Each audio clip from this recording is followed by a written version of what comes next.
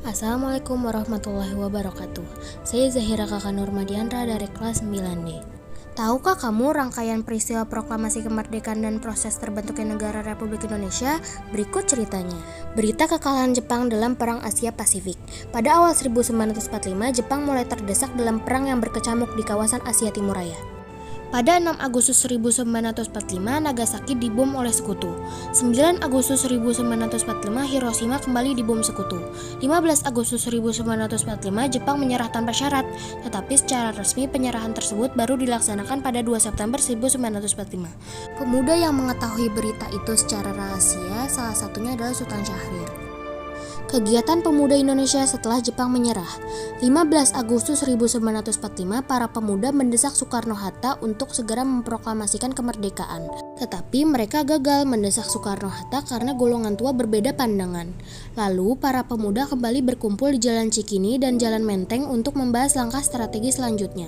Tokoh yang terlibat antara lain adalah Sukarni, Singgih, Wikana, Khairul Saleh, BM Diah, Yusuf Kunto, serta Adam Malik. Keputusan akhir para pemuda sepakat mengasingkan Soekarno-Hatta ke Rengas Dengklok, dipimpin oleh Komandan Peleton Peta, yaitu Sudanco Singgih. Peristiwa Rengas Dengklok.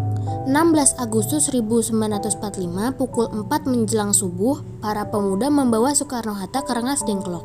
Rengas Dengklok dipilih karena sudah dikuasai oleh Peta dan keamanannya terjamin. Di sana mereka diterima oleh Sudanco Subeno dan ditempatkan di rumah Jiao Ki Song.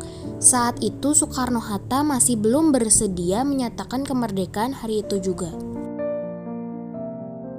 Pada hari yang sama, di Jakarta, Panitia Persiapan Kemerdekaan Indonesia bersidang. Kepanikan terjadi karena Soekarno-Hatta tidak ada di tempat. Akhirnya Ahmad Subarjo mengetahui keberadaan Soekarno-Hatta melalui Yusuf Kunto. Lalu mereka pun pergi menjemput Soekarno-Hatta. Ahmad Subarjo mendesak pemuda agar Soekarno-Hatta kembali ke Jakarta. Dia menjanjikan proklamasi tanggal 17 Agustus 1945 dengan nyawanya sebagai jaminannya. Akhirnya para pemuda setuju.